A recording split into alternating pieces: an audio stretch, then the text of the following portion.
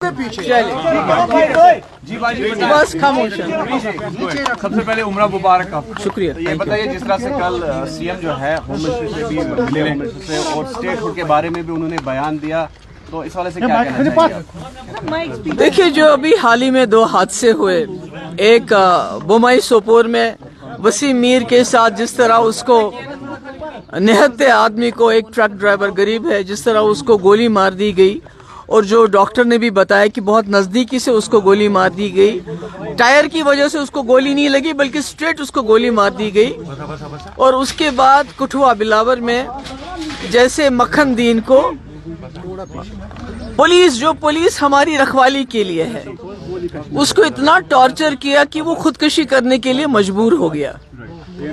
اور ایسے میں انسان کو یہ خیال تھا کہ عمر صاحب جب ہوم منسٹر سے ملیں گے تو ان سے ان مسئلے کے بارے میں بات کریں گے, کیونکہ ہم کہتے ہیں, جیسے وہ خود بار بار کہتے ہیں, ہوم منسٹر صاحب کے جو ایڈوائزر ہیں ہمارے ہاتھ میں کچھ نہیں ہے, مگر وہ یہاں کے وزیر اعلیٰ ہیں, ان کے پاس 50 MLA ہیں, ان کے پاس ممبر پارلیمنٹ ہے, ان کی ایک اتھارٹی ہے.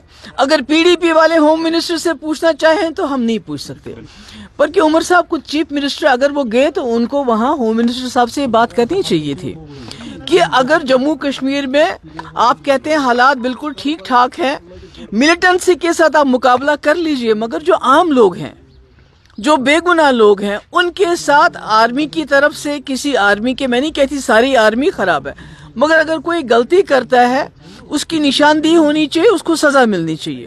اسی طرح جو بلاور کا SHO ہے, اس کے بارے میں عام طور سے یہ شکایت ہے کہ وہ وہاں لوگوں کو, نوجوانوں کو گرفتار کر کے ان سے پیسے وصول کرتا ہے, جو پیسہ نہیں دیتا ہے تو اس کو ملیٹنسی کے الزام میں بند کرتا ہے.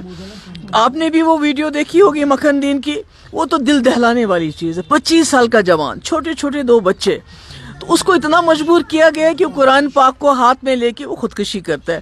تو مجھے لگتا ہے کہ عمر صاحب کو یہ چیز دھیان میں رکھیے.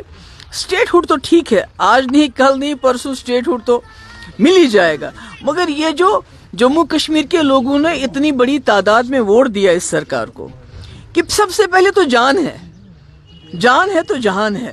اسٹیٹ ہوڈ تب ہے جب انسان زندہ رہیں گے. تو مجھے یہ افسوس ہے کہ انہوں نے یہ بات نہیں کی, کرنی چاہیے تھی. دوسری بات میں یہ کہنا چاہتی ہوں کہ ہم اپوزیشن ہے, PDP اپوزیشن ہے, ہم کوئی ملیٹنٹ جماعت نہیں ہے. ہمارا ایک ڈیوٹی ہے, ہمارا فرض ہے اور ہمارا حق ہے, جہاں زیادتی ہوگی وہاں جا کے لوگوں کے ساتھ کھڑا رہنا. تو جس دن یہ واقعہ ہوا اس دن میں سوپور جانا چاہتی تھی, بومائی, اور التجا جموں جانا چاہتی تھی.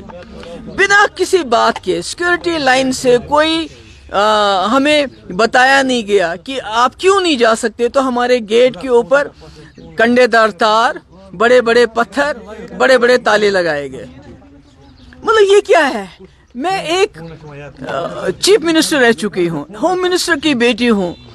التجا شی از اے لا ابائڈنگ سٹیزن, تو آپ بنا ہمیں بتائے, کوئی وجہ کے بنا کیا کہے, ہمارے دروازے کو لاک کر دیتے ہیں, تالا لگاتے ہیں. یہاں تک کہ جو اس کی گاڑی تھی, اس کے جو PSO ان کو روکا گیا, ان کو بولا کہ آپ وہاں نہیں جائیں گے. اگر آپ نے ان کے PSO کو خود روکا, گاڑی اس کو بھیجی نہیں, تو پھر آپ نے انہیں PSO کو کیسے سسپینڈ کیا؟ ان کا قصور کیا ہے؟ آپ نے تو ان کو کھمبر جانے سے روکا, گاڑی کو روکا, تالا لگا دیا. تو دیکھیے جو SHO انوالو ہے اس کے خلاف کیا ایکشن ہے ہمیں کوئی معلوم نہیں ہے. جو آرمی والا انوالو ہے بومائی کلنگ میں, اس کے خلاف کیا ایکشن ہوا ہمیں کوئی معلوم نہیں ہے, اس کے بارے میں کوئی انفارمیشن نہیں ہے. مگر التجا کے 2 PSO جن کا کوئی قصور نہیں ہے, حمید اور بشارت, جو اس لیے ساتھ ہے کہ ان کو التجا کی پروٹیکشن کرنی ہے, بلکہ التجا کی جاسوسی نہیں کرنی ہے, تو ان کو اس لیے سزا دی گئی کہ آپ التجا کی جاسوسی کیوں نہیں کرتے ہو. تو میں سمجھتی ہوں یہ بہت ہی افسوس کی بات ہے. میری گزارش ہے گورنمنٹ آف انڈیا سے کہ جموں کشمیر کے آپ اس رشتے کو گھسیٹیے مت, اس رشتے کو عزت سے اپنے ساتھ چلانے کی کوشش کیجیے. اور وہ تب تک نہیں چل سکتا جب تک جہاں